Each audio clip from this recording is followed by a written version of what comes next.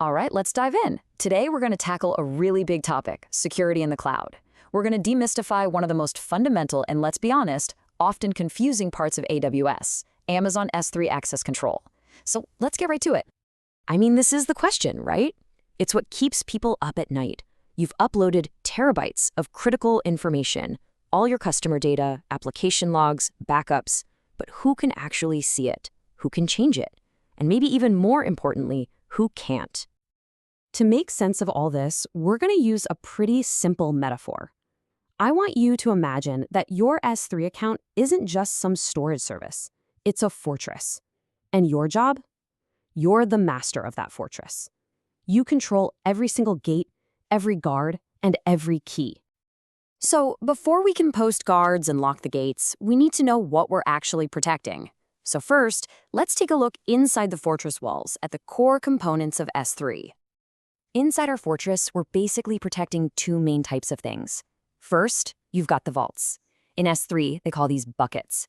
And then inside those vaults, you've got the treasure itself, your files, which S3 calls objects. It's that simple. Buckets are the containers, and objects are the goodies inside. Okay, so now we know what's inside. The next logical question is, who's knocking at the gate? In AWS language, anyone or anything that can make a request to access your stuff is called a principal. And there are a few different types of these principals. You've got the account owner, who is basically the king of the entire fortress. Then you have IAM identities. These are like your knights and your guards, the users, groups, and roles you create. You might also grant access to allies from other kingdoms, which are just other AWS accounts, or even automated servants, other AWS services that need to get in and interact with your data.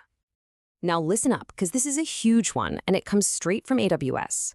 The account owner, also known as the root user, has the keys to the entire kingdom. They have absolute total power. And just like you wouldn't want the king himself checking IDs at the front gate, you should absolutely not use this all-powerful account for your day-to-day work. The best practice here is crystal clear. Lock that root account away for emergencies, and instead, create an administrator user or role with the permissions you need. Think of this as your trusted general who can manage the fortress without actually being the king. It's just a fundamental security principle. Okay, so we know what we're protecting and we know who's asking for access. But how do the guards know who to let in and who to turn away? Well, they follow a rule book. In AWS, this rule book is called a policy.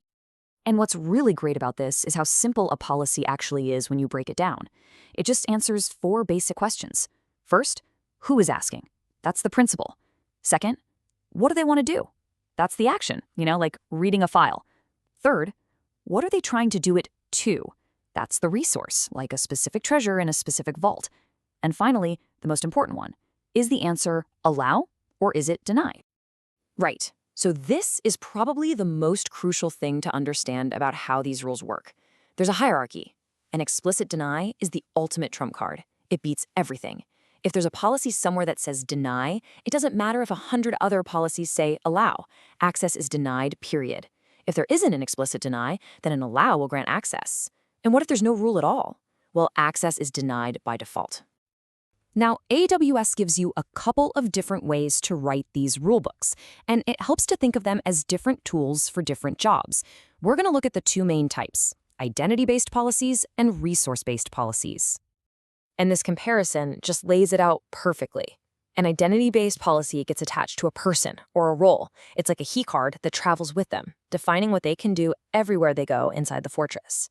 On the other hand, a resource-based policy, like a bucket policy, is attached to the thing itself. It's like a sign on the vault door, spelling out the rules for anyone who comes knocking on that specific door. Theory is great and all, but let's make this feel a bit more real.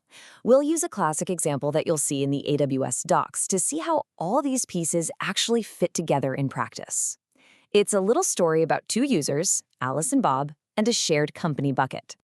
So here's how we'd set this up. First, we'd make a consultants group and put both Alice and Bob in it.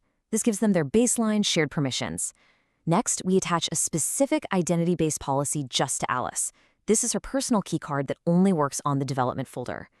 We do the same thing for Bob, but his keycard only opens the finance folder.